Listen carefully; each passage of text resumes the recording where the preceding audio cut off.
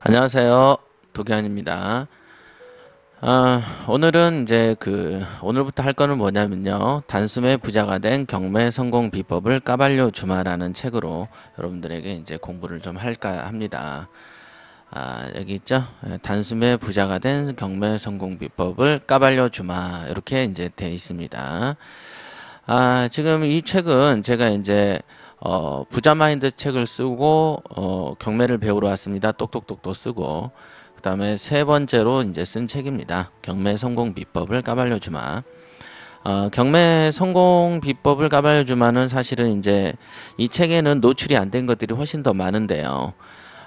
여러분들에게 이제 공부를 시키기 위해서 이제 뭐 돈 단위별로 또는 어떤 이슈별로 이렇게 분류를 해가지고 어떤 여러 가지 사건들을 한 10가지 정도 제가 공개한 걸로 기억이 납니다. 오늘 할 첫 방송은요, 성공을 꿈꾸는 경매 투자자들에게 드리는 4가지의 핵심적인 충고라는 어떤 이 파트를 제가 적었어요.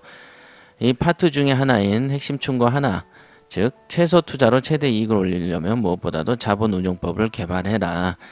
이 내용으로 이제 제가 오늘은 첫 시간을 가름할까 합니다. 우선은 여러분들이 정해진 돈으로 여러분들이 돈을 벌려면요. 가장 중요한 것은 뭐냐면 최소 투자에 최대 이익을 낸다. 이런 어떤 경제학적인 원리에 대해서 깊이 생각해 볼 필요가 있습니다. 최소 투자의 최대 이익. 듣기도 쉽고 말하기도 굉장히 쉽죠. 그런데 대부분 이거를 직접 실행하는 것은 보통 일이 아닙니다. 우리가 만 원의 행복이라는 거 아시죠? 만 원을 가지고 일주일을 날 때 그 만 원을 어떻게 쓰면 일주일이라는 기간 동안 배의 허기짐을 면하면서 최대한 행복하게 그 행복 지수를 높인 상태에서 살 수 있을지 이런 게 만 원의 행복의 어떤 핵심 키포인트죠. 여러분들이 예를 들면은 비스켓을 하나 가지고 산에서 조난을 당했을 때 어떻게 살아야지 여러분들이 가장 건강하고 가장 기분이 좋은 상태에서 버틸 수 있겠는가, 이런 거하고 같은 거가 아닌가 싶어요. 최소 투자의 최대 이익을 낸다. 요거 굉장히 중요한 논리다. 이런 거 잊으시면 안 됩니다. 낙찰을 받을 때 우리는 이제 여기 있죠. 탐욕스럽다. 이런 표현을 써놨는데요. 왜 탐욕스럽다고 하는가 생각을 해보면 현 시세를 뻔히 알고 있는 상황에서 최저 가격에서 조금만 써서 낙찰을 받으려고 하고, 그런 시도가 성공할 것으로 생각하는 것을 자체가 욕심도 많지만 무식하기까지 하다. 이렇게 저는 이제 적어놨습니다.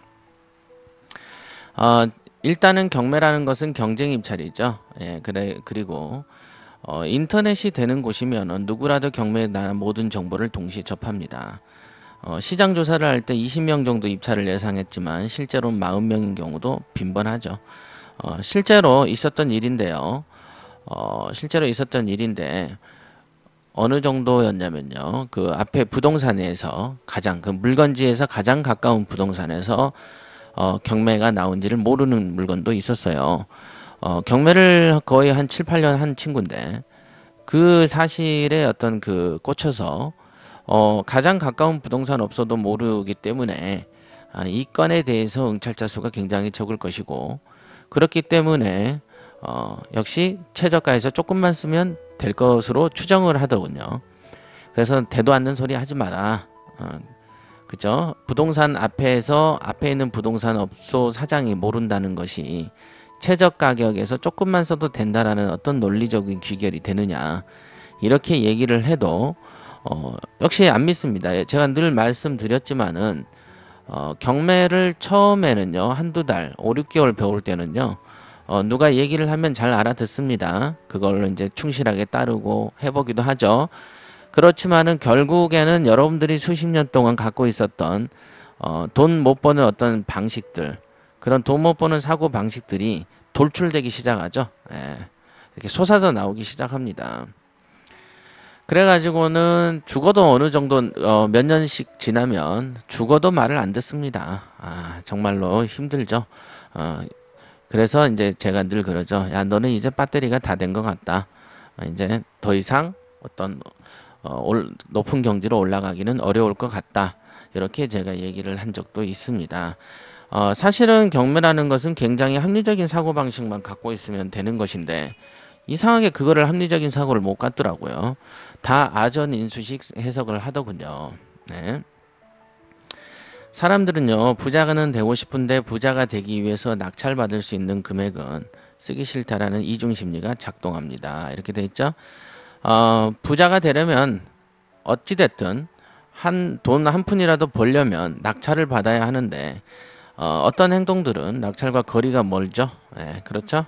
그 어떤 행동들이란 거는 조금 전에 말씀드렸던 이기적인 생각들, 아전인수식 해석들, 이 물건은 나만 알 것이라는 생각들, 이런 생각들이, 왜냐하면 세상에 어느 누구도 여러분뿐만 아니라 저도 그렇고요. 누구나 2등이 얼마를 쓸지, 최대 몇 명이 응찰을 해 들어올지 아무도 모릅니다. 아무도 모른다면 여러분들 가장 간단하죠. 모른다면 어떻게 해야 됩니까? 뭔가를 여러분들이 전혀 몰라요. 아무것도. 그럼에도 불구하고 무엇인가를 아는 척하면서 결정해 나가는 게 좋습니까? 아니면 미지의 어떤 가능성을 고려해서 조금 더 내가 어떻게 양보를 하는 게 더 옳습니까? 간단한 처세법인데 이런 이치도 모르는 사람들이 드글드글합니다. 그런 다음에 낙찰에 실패한 다음에 이런 말을 하죠. 아깝다. 좀만 더 쓸걸. 좀만 더 쓸걸. 이런 사람은 그나마 순진하고 그 진실한 사람들이고요. 좀만 더 쓸걸은 속으로만 생각을 하고 겉으로는 나는 최선을 다했어 이러면서 막 버티는 사람들이 있어요. 그런 고집쟁이들은 더더군다나 부자되기 틀렸다고 보시면 됩니다. 그렇게 고집까지 생겨버리면요, 무식한 데다가 고집까지 세면 그 사람한테 갈 밥은 없죠. 부자가 되려면 부자 마인드와 부동산 가치를 평가하는 눈과 권리 분석을 공부하라고 하고요. 권리 분석은 5%도 되지 않는다라고 제가 얘기를 했습니다. 예. 그 다음에 돈을 벌려면 낙찰이 돼야 됩니다. 핵심 키포인트죠. 돈을 벌려면 낙찰이 돼야 되는. 우선은 낙찰이 안 되면은 다 쓸데없는 짓입니다. 어찌됐든 쓸데없는 짓이죠. 이 사실을 모르더라고요. 자, 낙찰은 하되 저렴한 가격에 되고 그 물건에 응찰하는 사람은 숫자가 적어야 되겠죠. 그러니까 응찰자 수가 적은 물건을 잘 찾아서 도전하면 되는데 그런 걸 이름하여 우량 물건이라고 하는 것이고요. 응찰자 숫자가 적어야 된다라는 것은 뭡니까?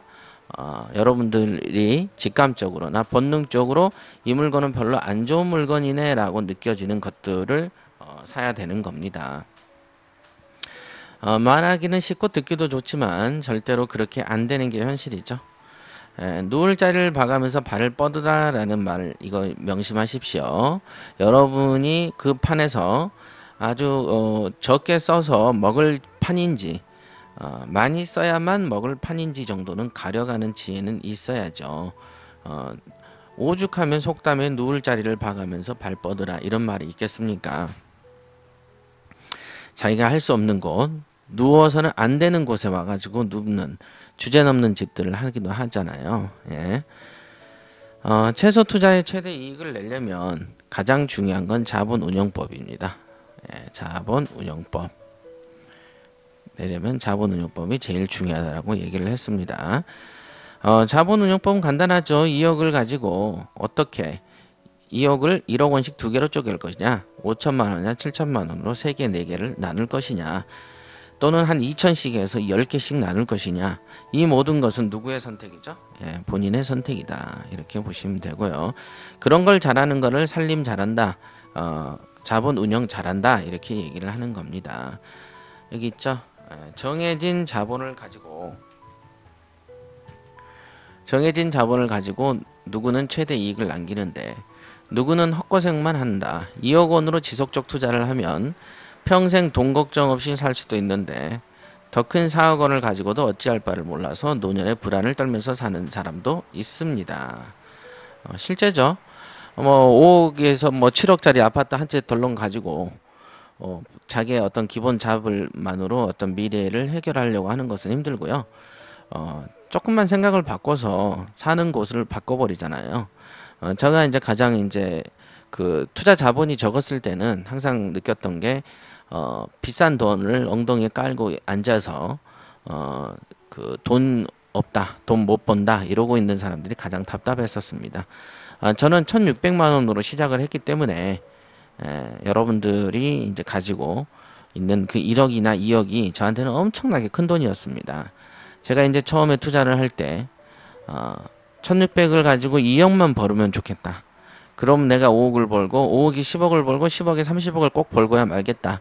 이런 생각을 했던 적이 있었습니다. 그런 생각을 했죠. 그렇듯이 2억이든 1억이든 이거 작은 돈 아닙니다. 여러분들이 바라보는 세계에서는 2억이 작은 돈이지만요.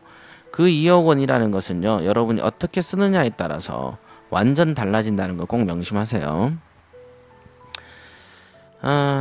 여기 있죠. 2억 원이 있지만 주식이나 펀드를 하면 어떻게 됩니까? 이렇게 돼 있고요. 자, 2억 원을 가지고 어떤 식으로 돈을 버는가를 한번 제가 설명을 한번 해드릴게요. 2억 원으로 4개를 나눠서 5천만 원으로 투자해서요. 전세권 설정을 하세요. 그럼 전세권 설정해 놓은 집이 총 4채가 되지 않겠습니까? 그러면 전세권이 설정되면 전전세, 전대차는 이제 집주인의 동의 없이 할 수 있는 거죠. 그래서 1000에 40만 원씩 받았다고 봅시다. 그러면 총 보증금 4천에 160만 원을 벌죠. 매월입니다. 그러다가 이 4천만 원으로 다시 전세 4천을 드리고 1000에 30자를 드리면 투자 원금은 1억 9천이 되고요. 월세는 190만 원을 벌게 됩니다. 그러면 1년 동안 연수입이 2280만 원이 되죠. 그렇죠? 이런 방식을 쓰셔도 됩니다. 그러나 다만 시세 차익이라는 것은 볼 수가 없다. 이런 건 명심하시면 되고요. 일단 5천을 기준으로 했으니까 서울에서도 뭐 5천짜리 월세가 있는지는 모르겠지만 이 구조를 맞추려면 나름 좀 발품을 팔아야 되지 않겠나 싶습니다. 이 논리는 5천으로 기준을 했지만 그게 6천이 될지 7천이 될지에 따라서 조금씩 달라질 수 있고요. 여러분들이 이제 어찌됐든 이 구조는 변함이 없는 구조죠. 약간의 오차 한계만 있을 뿐이지 이 방식을 쓰시면 적어도 원금 2억은 날리지 않은 상태에서 월세 이자 놀이는 할 수 있다라는 점 명심하십시오. 여러분들이 만약에 10억이나 20억이 있고 경매를 하지 않는다고 치면 차라리 이런 방식도 권장할 수 있습니다. 자, 여기 보면은 이 원금을 떼일 염려가 없고 월세 수입도 웬만한 직장인이 받는 1년 연봉을 넘지 않습니까? 이렇게 해놨네요. 2억 원을 가지고 이런 어떤 효과를 보려면요. 역시나 자본 운용법이 굉장히 중요하다는 거. 최소 투자로 최대 이익을 보려면 가장 중요한 건 자본 운용을 어떻게 하느냐입니다. 여러분이 들고 있는 돈의 규모에 상관없이 어떻게 운용할 것인지 고민하시기 바랍니다. 고민할 때 잊지 말아야 될 것은요. 부동산의 개수를 최대한 늘려나가는 데 있다. 이 포인트를 집중하다 보면 자연스럽게 터득할 수 있습니다. 맞습니다. 여러분들이 예를 들면 그 먹을 식량이 풍부하고 한 100명 정도 먹을 수 있는 식량을 갖고 있다라고 봤을 때 그걸로 10명이서 나눠 먹으라 그러는 거는 개나 기동이나 할 수 있는 일이지만은 한 명이 먹을 수 있는 양을 10명이서 나눠 먹으라 그러면 보통 머리를 써야 되는 게 아니지 않습니까? 그런 것처럼 여러분들이 수시로 어떤 가지고 있는 자본을 가지고 어떤 개수를 늘리려면 어떻게 하는 게 좋을까를 고민을 하시다 보면 저절로 깨달아지는 바가 있을 겁니다. 저절로. 자, 오늘은 여기까지 하고요. 다음 시간에는 핵심 충고 2, 경매 투자의 목적을 잊지 마라. 요게 초심을 잊지 마라는 말은 하고 같은 말인데요. 그거는 다음 시간에 하겠습니다.